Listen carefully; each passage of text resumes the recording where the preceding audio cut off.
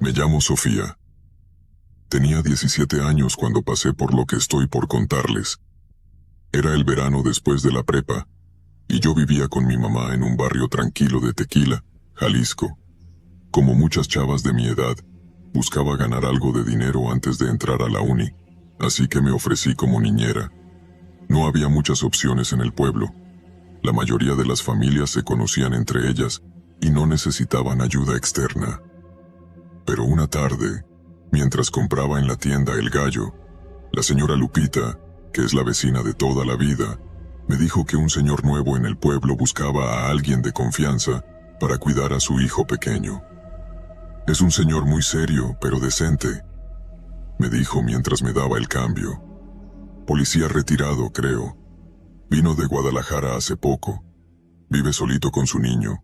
No tiene familia aquí. Esa misma semana fui a conocerlo. Su casa quedaba en las afueras, por el rumbo del cerro de Tequilasillas.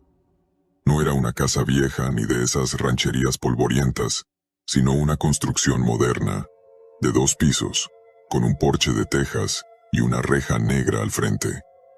Me abrió un hombre de unos 50 años, fornido, con el cabello entrecano y una expresión dura que, honestamente, imponía. Se presentó como el señor Beltrán. El niño se llama Emiliano, me dijo, con voz grave. Tiene 6 años, es tranquilo, duerme solo desde siempre. Yo trabajo unas horas por la noche, haciendo rondines de seguridad privada en los campos. Solo necesito que estés aquí desde las 7 de la tarde hasta las 5 de la mañana. Puedes dormir en el sillón si quieres.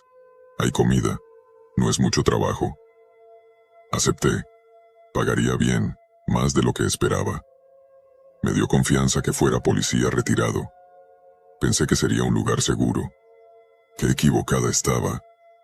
La primera noche fue normal. Llegué con mi mochila, saludé al niño, un chavito callado, con ojos muy grandes y una expresión como si siempre estuviera procesando todo lo que veía, y me acomodé en la sala. El señor Beltrán me explicó el funcionamiento de la alarma. Me dejó un número por si pasaba algo, y se fue. Pasé la noche viendo películas, revisando mi cel, y de vez en cuando asomándome al cuarto de Emiliano para ver si dormía bien. Todo en orden. Silencio total. Solo se oían los grillos allá afuera. Así fueron las primeras 3 noches. Me sentía cómoda. Incluso empecé a encariñarme con el niño. Pero la cuarta noche, a las 3:30 de la madrugada, mientras cabeceaba en el sillón, sonó el teléfono fijo de la casa. Me sobresalté. En esta época casi nadie usa teléfonos fijos, y mucho menos a esas horas. Me acerqué, un poco confundida, y lo tomé. Era uno de esos teléfonos con cable largo y botones grandes. «Bueno», dije. Nadie respondió. Pensé que tal vez era una llamada equivocada o alguien que colgó por error. Pero al revisar el identificador de llamadas, era un modelo viejo, pero tenía esa función. Me di cuenta de algo que me heló la sangre. La llamada provenía del mismo número, de la casa. Miré alrededor, desconcertada. No había otro teléfono visible en la planta baja. Me acordé entonces de que, en el cuarto de Emiliano, sobre una mesita, había otro aparato igual.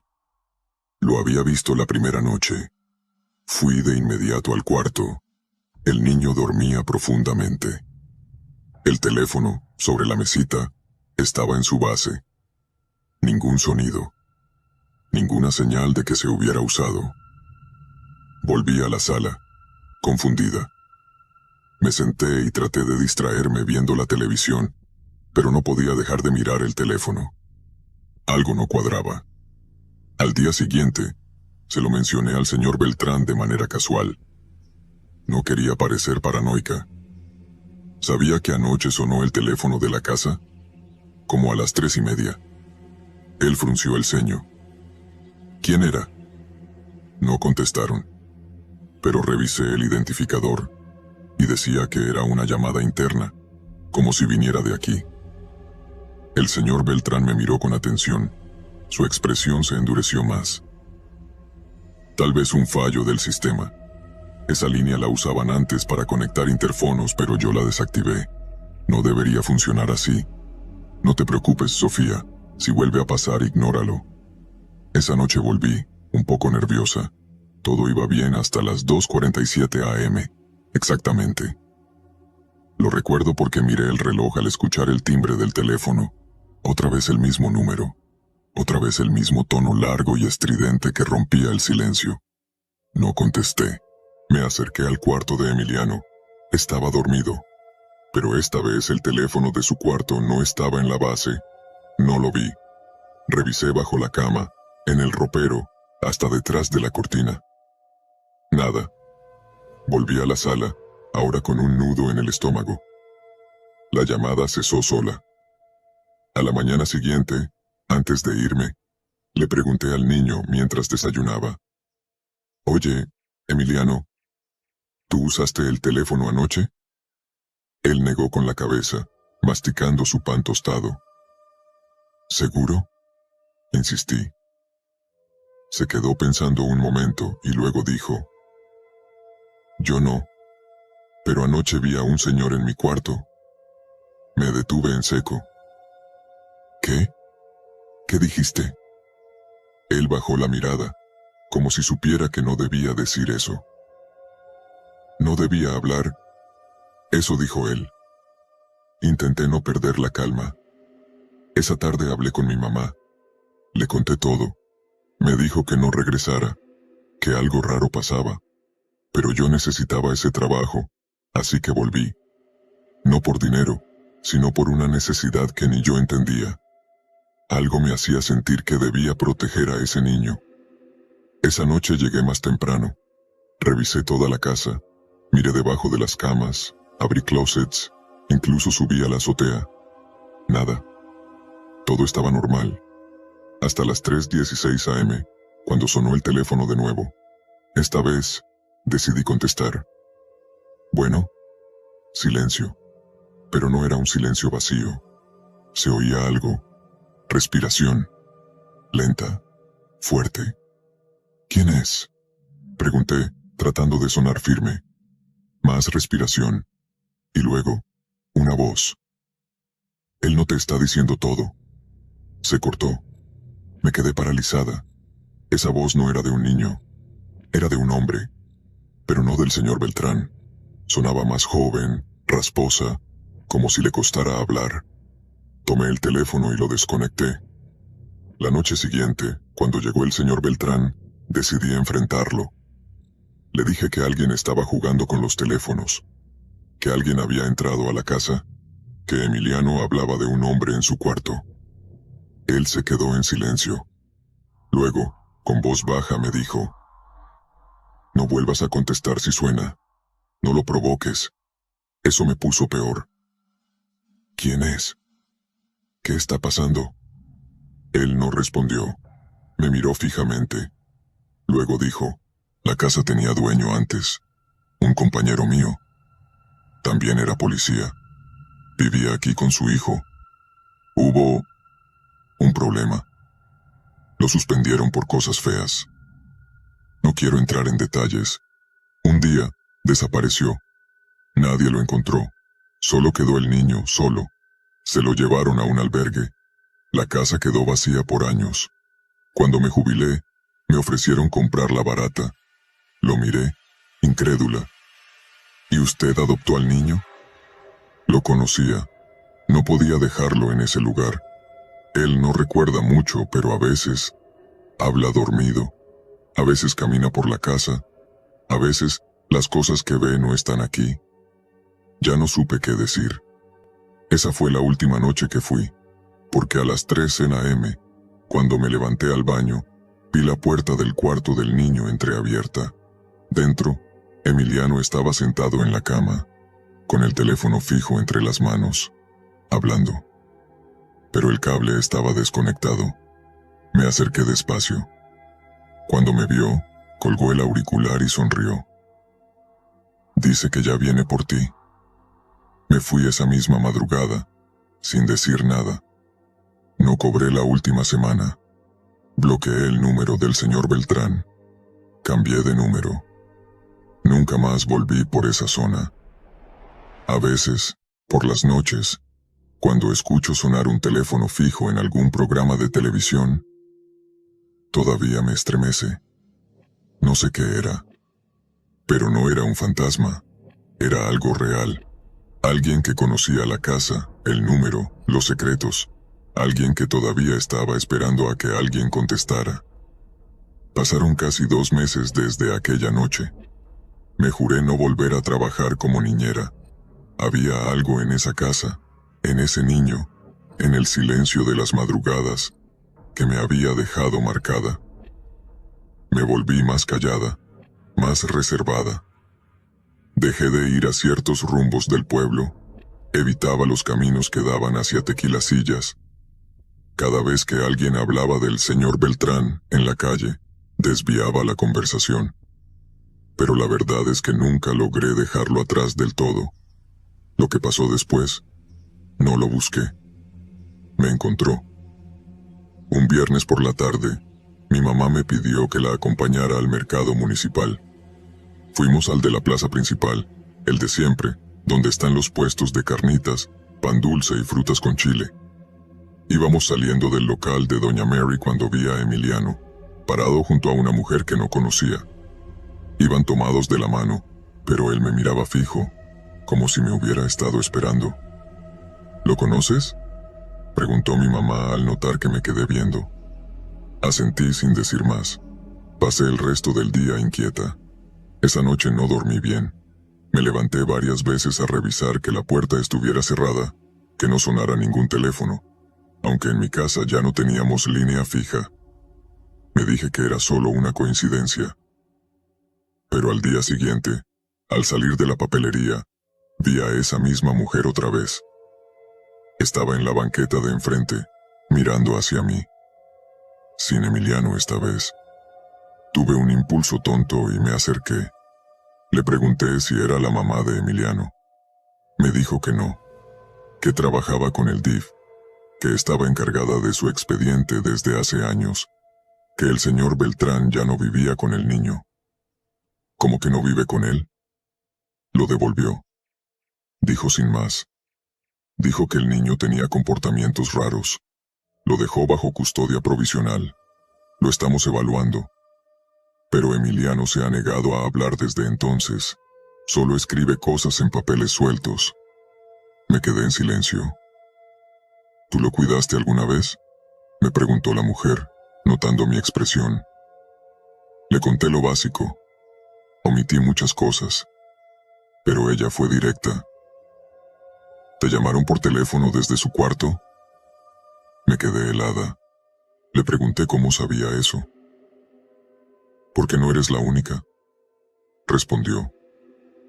Pasó antes, cuando lo tenía su padre biológico, cuando aún vivían en esa casa. Entonces supe que no era una coincidencia. Algo pasaba ahí, algo que no tenía que ver con fantasmas, sino con personas, con secretos, con cosas que se ocultaban bajo la idea de niño raro. Le pedí hablar con Emiliano. Me dijo que no podía permitirlo, pero me dio un número. Por si algo cambia, dijo. Durante semanas pensé en llamarle. No lo hice.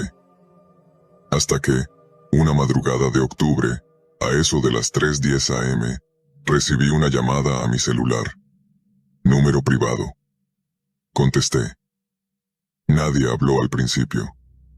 Pero después, una voz muy bajita, de niño, susurró.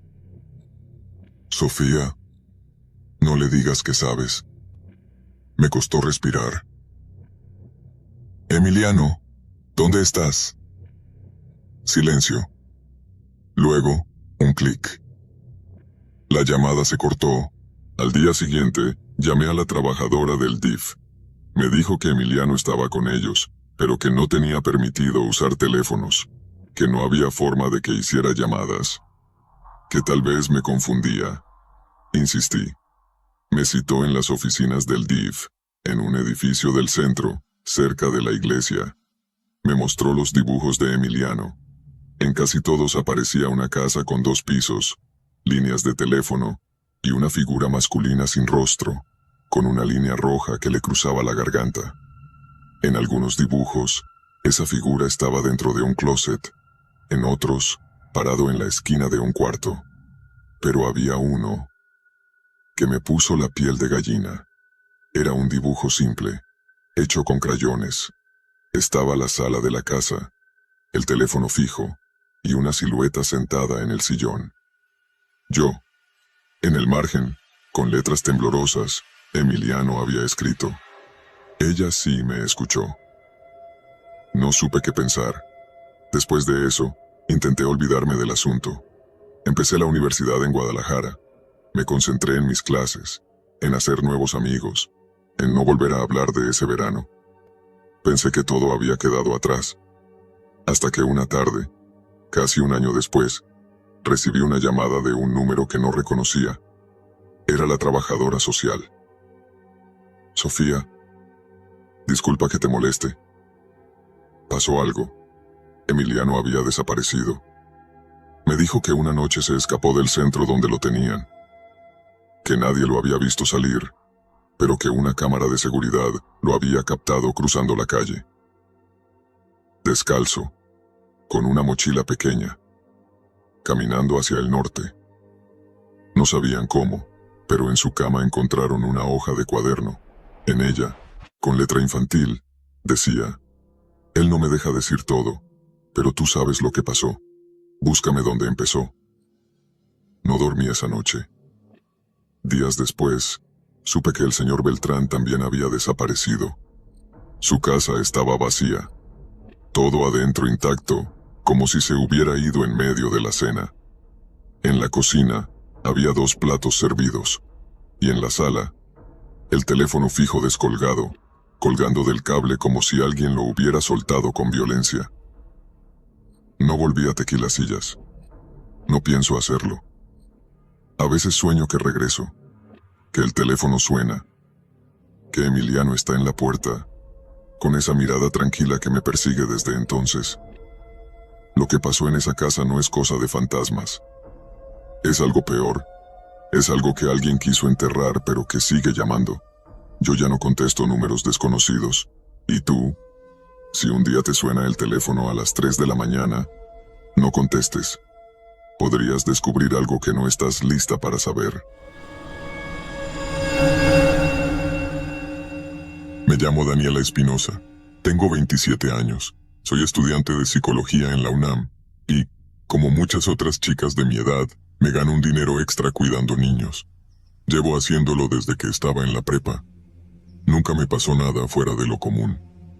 Hasta que conocí a Mateo. Esto no lo cuento por morbo ni por hacerme la interesante. No hay monstruos en mi relato, ni posesiones ni cosas paranormales.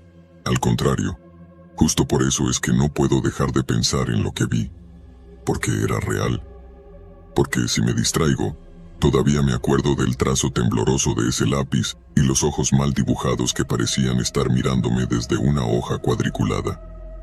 Conocí a Mateo una tarde de febrero, cuando su mamá publicó en un grupo de Facebook para vecinas de la colonia Portales. Vivo cerca, en Ermita, así que me quedaba bastante bien.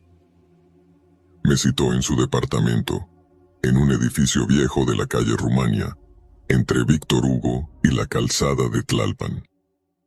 El clásico departamento chiquito con azulejos setenteros en la cocina, un sofá de vinil y un comedor con sillas metálicas. Sandra, así se llama su mamá, me explicó que trabajaba turnos nocturnos en una clínica privada y necesitaba a alguien que cuidara a su hijo unas cuantas horas por las tardes y algunas noches, si es que le tocaba desvelo. El papá no estaba. No es parte de la ecuación, dijo. Mateo tenía 8 años, delgadito, callado, con el pelo larguito como si nunca lo hubieran llevado a una peluquería formal. La primera semana fue tranquila. Mateo era muy serio, pero obediente. Se sentaba a hacer la tarea sin que yo se lo recordara y casi no usaba el celular. No era de esos niños que te sacan canas verdes. Comía bien, dormía temprano, hablaba poco, muy poco. Una tarde, mientras revisaba su mochila para ayudarlo con una tarea de ciencias naturales, encontré una libreta aparte. Era un cuaderno viejo de cuadros, con las puntas dobladas y el lomo ya despegado. No tenía nombre, ni etiqueta. Pensé que era de dibujos, así que lo hojeé, más por curiosidad que otra cosa. Los primeros dibujos eran simples, casitas, árboles, una figura que parecía un perro. Cosas normales. Pero conforme pasaban las hojas, los trazos se volvían más intensos, oscuros, como si los hubiera hecho apretando mucho el lápiz. Los personajes también cambiaban. Había figuras humanas sin ojos, o con caras tachadas. En una página completa, había dibujado un edificio que reconocí de inmediato. Era el mismo edificio donde vivía mi tía Julia en Mixcoac. El mismo, con todo y el mural grafiteado en la planta baja que yo recordaba desde niña. Lo raro es que Mateo nunca había ido conmigo, ni conocía a mi familia. Me detuve un segundo. Me convencí de que era una coincidencia. Tal vez algún edificio similar, o una referencia de internet. Le pregunté casualmente: «Oye, ¿este dibujo lo hiciste tú?». Mateo asintió con la cabeza, sin mirarme. «¿Y de dónde sacaste este edificio?». «Lo vi». «¿Dónde?». «En un sueño». No insistí. Me pareció un buen momento para hacerle su sándwich de jamón con mayonesa, y no tocar más el tema. Esa noche, ya en mi casa, no pude dejar de pensar en la libreta. Le conté a mi mamá y solo me dijo: «Los niños imaginan cosas raras todo el tiempo, no te claves». Tenía razón, supongo. Pero al día siguiente, al revisar el cuaderno de nuevo, porque sí, decidí buscar más, encontré otra imagen que me dejó helada. Era un rostro, mal dibujado, pero reconocible. El de un hombre con barba y una cicatriz cerca del ojo derecho. No era un dibujo bonito, ni bien proporcionado. Pero yo conocía esa cara. Lo había visto semanas antes, cerca del metro Ermita, pidiendo dinero con un cartel de «Me robaron todo, soy de Oaxaca». Me acordaba porque lo vi varias veces en el mismo andén, con su cara triste y la cicatriz visible. Mateo no podía haberlo visto. No vivíamos cerca. Él casi no salía de su casa. Y yo, que ya soy paranoica de por sí, empecé a sentirme incómoda. Intenté racionalizarlo. Tal vez lo había visto en TikTok o en algún video viral. Pero cada día que pasaba, aparecía un dibujo nuevo. Uno más real. Uno más cercano. Uno de esos días, dibujó una página entera con un mercado. No era un mercado cualquiera. Era el mercado de Portales, donde yo iba con mi abuela desde niña. Reconocí el letrero desgastado, el puesto de las flores con cubetas verdes, incluso el toldo a rayas de la señora que vende tostadas de pata. Todo estaba ahí. Lo curioso es que Mateo nunca había ido conmigo. Se lo pregunté, claro. ¿Has ido al mercado de Portales? No. ¿Y cómo supiste que es así? Porque estuve ahí. ¿Con tu mamá? No. Estuve... Pero no me vieron. A esa altura, ya no sabía si preocuparme o reírme de mí misma. Le conté a Sandra y se rió nerviosa. Me dijo que Mateo siempre había tenido una imaginación demasiado vívida, que a veces decía cosas raras como que podía meterse en las cabezas de otros, pero que no les hacía daño a nadie, y que no me preocupara. Pero yo me preocupé. Mucho. Un viernes por la noche, mientras Mateo dormía y Sandra aún no regresaba de su turno, decidí revisar la libreta a fondo. Me senté en la sala, con el foco de la cocina prendido de fondo. Fui hoja por hoja, anotando mentalmente las imágenes conocidas. Y entonces, llegué a la última página. Era una especie de mapa, un plano dibujado a lápiz, con calles, nombres, líneas. Al principio no entendí nada, pero algo me llamó la atención. Estaba mi calle, no la calle donde vivía Mateo, la mía, con mi edificio. Incluso había dibujado una cicatriz en la fachada, donde hubo una explosión por gas hace años. Reconocí la tienda de abarrotes de Don Nacho, el parque pequeño donde sacamos a pasear al perro. Pero eso no fue lo peor. En una esquina, casi escondido entre dos edificios, había una figura, un cuerpo, y un círculo alrededor, como un marcador. Encima, escrito con letra torpe, decía, «Aquí va a pasar». Esa noche no pude dormir. Cuando Sandra llegó, le dije que necesitaba hablar. Le conté todo, le mostré la libreta. Ella la hojeó con fastidio, como si ya estuviera acostumbrada a esos dibujos. Pero algo en sus ojos cambió cuando vio el mapa. Se le fue el color. Dijo que no entendía, que Mateo no tenía por qué saber dónde vivía yo, que nunca le había dicho mi dirección. Yo tampoco. Decidí no volver a trabajar ahí. Me inventé una excusa, que la universidad me absorbía, que ya no podía. Me pagaron lo justo. Nos despedimos con un abrazo frío. 2 semanas después, me enteré de que Mateo ya tenía otra niñera, y 3 días después, un hombre fue encontrado muerto en el pasillo, entre los 2 edificios, al lado del mío. Nadie supo quién era, ni cómo entró, pero yo lo reconocí en la foto del periódico.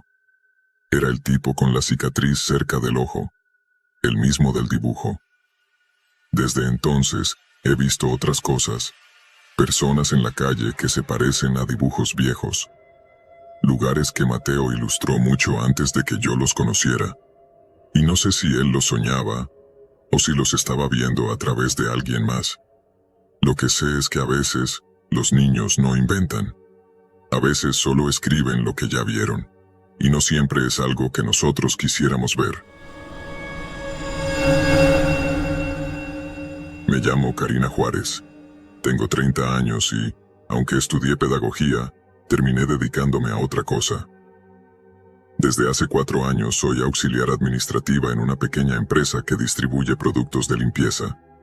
No gano mucho. Vivo sola en un departamento prestado en la Colonia Moderna, muy cerca de la estación del metro Xola. Me las arreglo como puedo. El trabajo de niñera nunca estuvo en mis planes. Pero una noche, mientras esperaba el pecero en la esquina de Bolívar y me caía un chubasco encima, una compañera del trabajo me escribió. Me dijo que conocía a una señora que buscaba niñera por las tardes, que era bien pagado. Me pasó su contacto. No perdía nada con intentarlo. Así conocí a Sandra. Era amable, aunque algo tensa. Me recibió en su departamento con una sonrisa forzada y ojos cansados. Me explicó que trabajaba turnos pesados en una clínica y que necesitaba a alguien que cuidara a su hijo mientras no estaba. Ya sabes, que le calienten la comida, que no vea cosas raras en internet y que no se quede solo. Mateo salió de su cuarto cuando me presentaron. Era flaco, con ojeras marcadas, y caminaba como si siempre estuviera desvelado. Me dio la mano, apenas me miró, y regresó a encerrarse. Acepté. Sandra me dijo que antes tenía otra niñera, una estudiante, pero que había renunciado de un día para otro, porque ya no le daba el tiempo con la escuela. Empecé la semana siguiente. Los primeros días fueron normales. Mateo no era difícil. No se portaba mal, comía solo, hacía su tarea. Pero era raro. No en el sentido que los niños pueden ser raros, sino en una forma más difícil de describir. No jugaba, no veía caricaturas, no pedía dulces ni gritaba. Lo único que hacía con constancia era dibujar. Siempre tenía una libreta cerca, una de esas de cuadros que venden en la papelería. Usaba lápiz, nunca colores. Una tarde de viernes, mientras él estaba en su cuarto y yo ordenaba la cocina, encontré uno de esos cuadernos abiertos sobre la mesa. Lo hojeé por curiosidad, Estaba lleno de dibujos, muchos, a veces solo figuras, pero en otras había escenas completas, calles, personas, objetos. Parecían sacados de un recuerdo o de una cámara oculta. Me detuve en una hoja en particular. Era el interior de una tienda. Había una señora detrás del mostrador con un mandil azul y un refrigerador de Coca-Cola al fondo. No le habría dado importancia, de no ser porque reconocí esa tienda. Era la miscelánea de la señora Genoveva, justo en la esquina donde yo compro el pan por las mañanas. Mateo nunca ha ido por ahí. No le dije nada ese día. Pensé que era un dibujo inspirado por algo que vio en la tele o en Google Street View. Los niños de hoy son expertos en navegar la red. Pero los dibujos siguieron apareciendo. Más reales. Más precisos. Una tarde, Mateo dejó olvidado su cuaderno en el baño. Lo tomé, más por hábito que por intención. Lo abrí y encontré una página con varios retratos. Eran rostros mal dibujados, todos en fila. Uno de ellos era mío. No era un retrato perfecto. Era esquemático, pero tenía mis lentes, mi chongo despeinado y hasta un lunar que tengo en la mejilla. Debajo del dibujo había escrito una palabra. Repite. Eso sí me inquietó. Le pregunté esa tarde con voz tranquila. ¿Por qué me dibujaste? Mateo no me respondió de inmediato. Solo bajó la mirada. Luego dijo, porque te vi antes de conocerte. ¿Dónde? No sé, pero te vi muchas veces. ¿Y qué significa repite? Se encogió de hombros. No sé nada. No volvió a hablar del tema. Intenté ignorarlo, pero esa palabra me taladró la cabeza. Repite. Como si yo fuera parte de un patrón. Como si algo se repitiera conmigo, o antes de mí. Un sábado por la mañana, llegué más temprano porque Sandra necesitaba salir desde las 6. Mateo dormía. Me preparé un café en su cocina. Busqué mi cuaderno de notas en mi bolsa, pero no lo encontraba. Fui a revisar el cuarto de Mateo, por si lo había dejado ahí la noche anterior. No encontré mi libreta, pero encontré una nueva. Otra llena de dibujos. Una hoja me dejó sin aire. Era un plano, como un mapa. No lo entendí a la primera, pero luego vi mi calle, mi departamento, y una figura dentro. Sentada. Parecía yo. Afuera del edificio había una figura más. Alta, negra, sin rostro, y una fecha escrita al lado. La fecha era el día siguiente. Cerré la libreta de golpe. Fui directo con Sandra cuando volvió y le conté todo. No me tomó en serio. Me dijo que Mateo estaba trabajando con un terapeuta escolar y que los dibujos eran su forma de procesar lo que veía, que no eran predicciones ni nada raro, que era una etapa donde dibuja lugares donde nunca ha estado. A veces dibuja cosas que yo también reconozco, dijo Sandra, con un gesto extraño en la cara, pero prefiero no preguntar. Me fui a casa con una sensación de asco en el estómago. Dormí mal esa noche. Revisé puertas, ventanas. Soñé que alguien estaba parado frente a mi ventana, inmóvil. Al día siguiente, no pasó nada. Nadie me vigiló. Nadie me tocó. Pero alguien sí entró. Cuando llegué esa tarde a casa de Sandra, me acerqué a Mateo como siempre. Él estaba en la mesa, dibujando. Me miró como si ya supiera que iba a hablarle. ¿Alguien entró a mi casa anoche? Le pregunté. Él asintió, sin mirarme. ¿Quién? No sé cómo se llama, pero a veces entra a las casas antes de que lo necesiten. ¿Necesiten qué? Saber que está ahí. ¿Y tú cómo sabes eso? Mateo solo dijo, porque yo lo dibujo después de que lo vi. Esa fue la última vez que trabajé ahí. No lo denuncié. No había delito. No había pruebas. Solo una libreta llena de dibujos. Dejé de contestarle a Sandra, me cambié de ruta para ir al trabajo y hasta pensé en cambiarme de casa. Pero lo que más me aterra no es lo que vi en sus libretas, es lo que no he visto todavía. Porque anoche, mientras sacaba la basura en la azotea, encontré algo pegado en la puerta del cuarto de servicio. Una hoja de cuaderno, con mi cara dibujada, otra vez, y al fondo, una figura borrosa, más alta que yo, sin rostro, como la del dibujo de aquel mapa. Y debajo, solo una palabra, escrita con lápiz. Repite.